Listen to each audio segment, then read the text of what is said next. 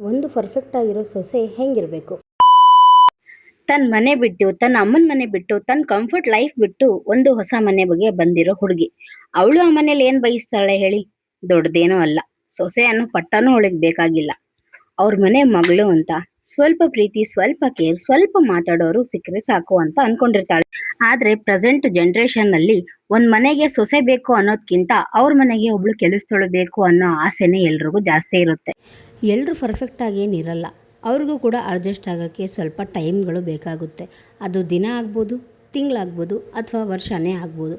But ಅವ್ರ ಟೈಮ್ನ ಅವ್ರಿಗೆ ನಾವು ಕೊಡಲೇಬೇಕು. ಈ 50 ರಿಂದ 60 ವರ್ಷ ಇರೋರೇ ಅಡ್ಜಸ್ಟ್ಮೆಂಟ್ ಮಾಡ್ಕೊಳ್ಳಿಲ್ಲ ಅಂತ ಅಂದರೆ ಇನ್ನು 20 ರಿಂದ 30 ವರ್ಷ ಒಳಗಿರೋ ಹುಡುಗಿರು ಹೆಂಗೆ ತಾನೇ ಅಡ್ಜಸ್ಟ್ ಮಾಡ್ಕೋತಾರೆ ಹೇಳಿ ನೋಡೋಣ.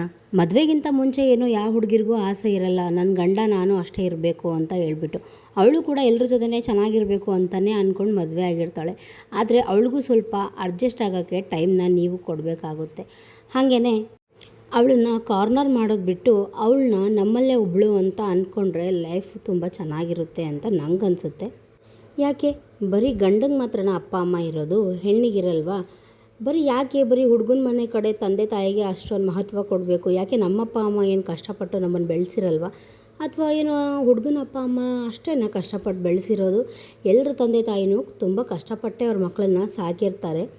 ಹಾಗೆಯೇ ಎಲ್ರಿಗೂ ಕೂಡ ಅವ್ರ ಮಕ್ಕಳ ಭವಿಷ್ಯನೇ ಚೆನ್ನಾಗಿರಬೇಕು ಅಂತಲೇ ಅಂದ್ಕೊತಾರೆ ಹೊರತು ಯಾರು ಕೂಡ ಹಾಳಾಗಲಿ ಅಂತ ಅಂದ್ಕೊಳಲ್ಲ.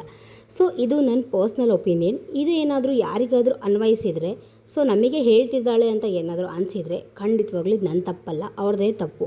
ಕುಂಬಳಕಾಯಿ ಕಳ್ಳ ಅಂತ ಅಂದರೆ ಯಾಕೆ ತಾನೇ ಹೆಗಲು ಮುಟ್ಕೊಂಡು ನೋಡಬೇಕು ಅಲ್ವಾ? ಸೊ ಹಿಂಗಿತ್ತು ಇವತ್ತಿನ ಈ ನನ್ನ ಮಿನಿ ವ್ಲಾಗ್. ಕೆಲಸ ಮಾಡ್ತಾ ಶೇರ್ ಮಾಡ್ಕೋಬೇಕು ಅನಿಸ್ತು, ಮಾಡಿಕೊಂಡೆ. ಬಾಯ್.